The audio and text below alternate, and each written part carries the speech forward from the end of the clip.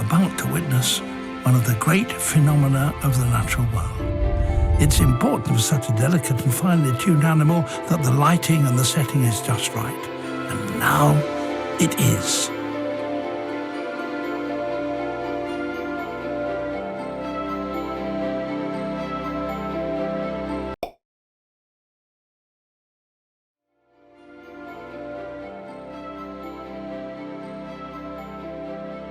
And there it was, level 60 Prayer, easily one of the biggest levels I've ever achieved on this account. Over 50,000 bones were needed for this level, and we finally ticked it off the list after the smith and grind brought us so close. And that is level 80 Range, the last level to tick off after the smith and grind. We came very close with that after we swapped to range to speed up the kills, and now it is so nice and clean. So hello everyone, and welcome back to episode 22 of the TirannwnOnly Ultimate Ironman, where today we're undertaking the Hunter grind. We've finally ticked off the smithing grind after months and months of hard work, so it's finally time to dig our claws into something new. So welcome to our home for the foreseeable future. It's going to be a long grind, and it's definitely not going to be easy. But in this area, as I've shown in previous episodes, Implings spawn and they get trapped, so I can keep hopping worlds and catch different low tier Implings. It's honestly not a bad method, with at the moment I'm netting around 2.5k XP an hour, and we're just about to tick off level 44 Hunter. And that right there is level 45 Hunter, and we're one level away from catching the infamous Earth Impling. And of course, I missed the level that has been locked behind 3 months of smithing. Level 46 Hunter has been achieved, and we can now catch Earth Implings for those rare drops of steel bars. And speaking of the devil, there's our first one, and an Earth Talisman. You know what? Wasn't expecting anything big for the first one, but man does that feel good to finally be able to catch them. Another Earth Impling for some compost, but in typical me fashion, I forgot to record the steel bar drop that we just got. So not only was that an amazing drop to achieve, we're also netting ourselves another 500 to 1000 XP an hour just off catching these Earth Implings. It's sped it up to almost 3.5k XP an hour, which is phenomenal. And this next level is absolutely flying by at level 47 Hunter. Thank you, Mr. Earth Impling. Hopefully we can get ourselves another steel bar. And that one right there is the world hop limit. Something I've been wrestling with for a little while now, but I've finally figured out how to get around it, and that is an Android emulator. This one here is BlueStacks, and it works flawlessly. I still don't know why, but the world hop limit in RuneScape is different on the PC and on mobile. So once I hit the world hop limit and have to wait about 2 hours for the cooldown to kick in on PC, I can jump straight over to BlueStacks and pick up where I left off. The only issue I'm facing on mobile is identifying where the Implings are and which ones they are. Without the RuneLight plugin, it does get a little hard, but honestly, just having the ability to continue playing when I get kicked for hitting the hop limit is amazing, and it speeds up this grind immensely. Now I've seen a lot of confusion surrounding it, and a while back Jagex did change how world hopping worked in RuneScape, and to everyone's pleasure, it was an amazing update. But despite what many people think, the world hop limit hasn't actually been removed. It still exists, it's just in a much better state than what it was. Over on my Discord server, Elise was a massive help. She's a fantastic Impling seller and hunter, and has a tremendous amount of information regarding Impling spawns and the world hopping limits. She played a huge part in Settled's Impling grind, and has turned the activity of hunting imps into a science. So as it stands, at any given time, you can have a maximum of 500 world hops in the bank. With every minute, you'll regen 1 extra hop as they're spent. So when I log in on a brand new day, I have about 500 world hops in my bank. And each time I hop, I go down 1 world at a time. It takes me about 2 hours to work my way through all of these hops. But with every minute that passes, I gain an extra world hop. So in theory, I can hop anywhere between 600 to 700 worlds before I actually hit the cap. And once I hit the cap, I then swap over to BlueStacks, in which I repeat this process. However, there is a hard reset catch. So instead of having to wait 500 minutes for all of my world hops to regen, after being logged out from anywhere between an hour and 15 minutes to 2 hours, I normally regenerate all of these hops, so I can start back again with 2 hours of fresh world hopping. So now knowing this, and between the use of BlueStacks, I can consistently hop worlds all day long without ever having to worry about hitting that world hop limit. Elise has also extensively covered how Impling mechanics work and how they spawn within the world.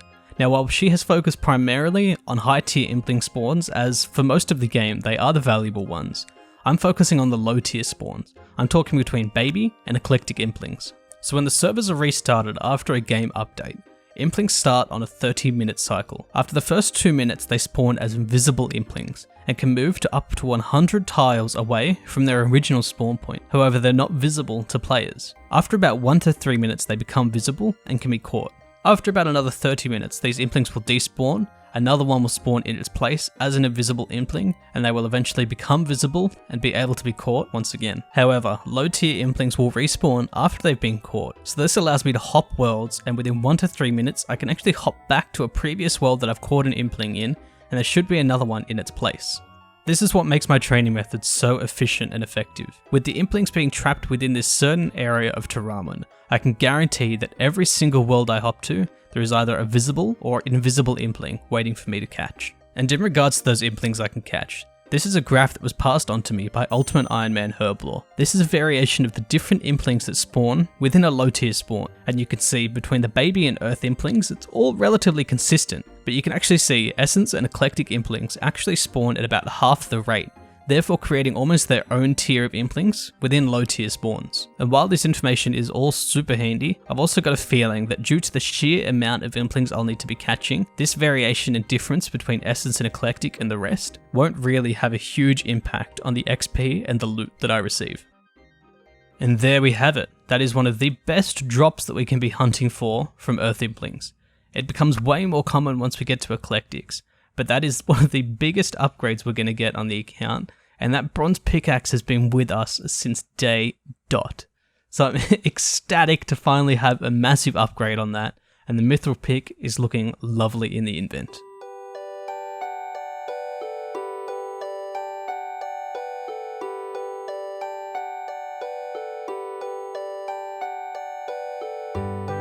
Hey, none of this. Yes, suck on those apples, champion. That's my Impling. And here we go, the big ol' 5-0, level 50 Hunter. We can now catch Eclectics in 10 more levels, and we're halfway to level 100. And that's the next big level coming in, level 52, so now that we can catch Essence Implings. We also snagged another groovy key, so we drop that, even though it's actually worth quite a bit on the GE, it's actually worth nothing to Al. And that is our first Essence Impling. What did we get? Air runes, 30 air runes. Actually going to come in super handy for some magic training very shortly.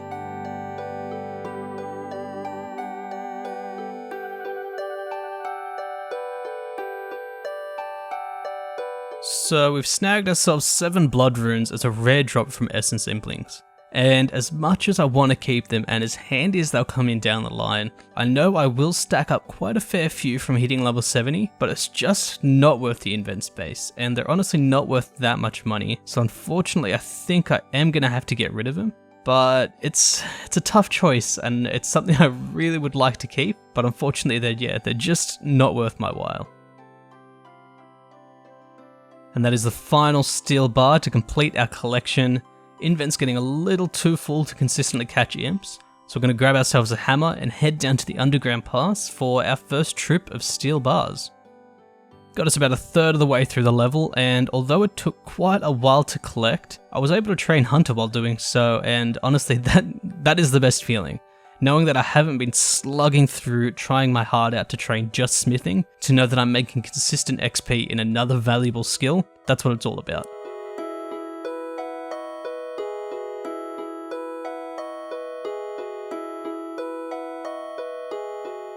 And those are the earth runes that we're after. We snagged ourselves 5 steel bars earlier and we've just been hunting down these runes. So now we can head on over to our house to make a massive upgrade. And here we go. This has been something we've been working towards since day dot.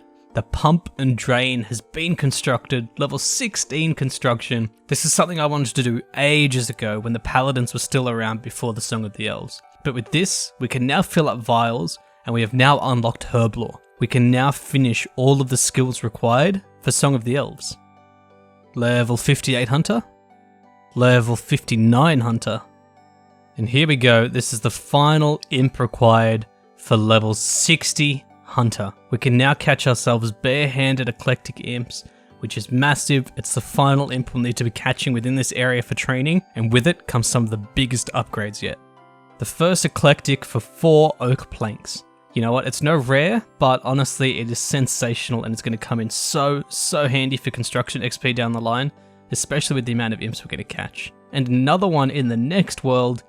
Let's see what we can get. Gold ore, I wish I could superheat that at the moment, but we're not the right smithing level. Ooh, the rune dagger. It's a nice alchemy, but man, I've been at this grind for so long already, and I'm hankering to get one of those rare drops. Now's that time in the video where I ask you guys to hit that subscribe button. I love making these videos and I love the support that you guys give. This year, we're trying to go for 50,000 subscribers. So if you guys could help make that a possibility and support me, if you like what you see and you want to see future videos, which there's plenty coming very shortly, then hit that subscribe button to stay notified. Honestly, thank you guys so much for all of the continued support, and we're going to be so close to breaking that 30k, so let's keep pushing it and try and make it to that 50 as soon as possible.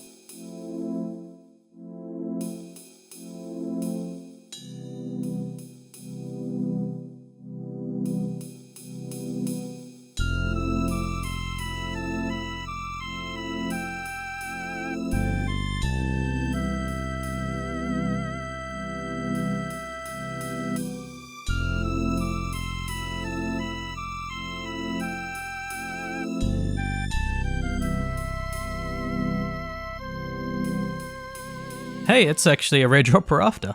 It's not exactly useful at the moment, but we're very close to starting that thieving grind that will allow us to get fire orbs from elves. So seeing as I think I have the invent space, I'm going to try and hold on to it for a minute, because that'll come in very handy when we're ready to make ourselves a fire battle staff.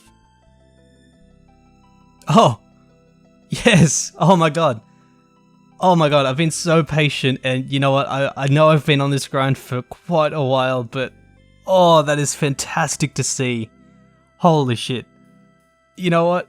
Not the best upgrade in the world in terms of scaling in the game, but the color change is fantastic and it's nice to finally have a bit of difference, bit of variety.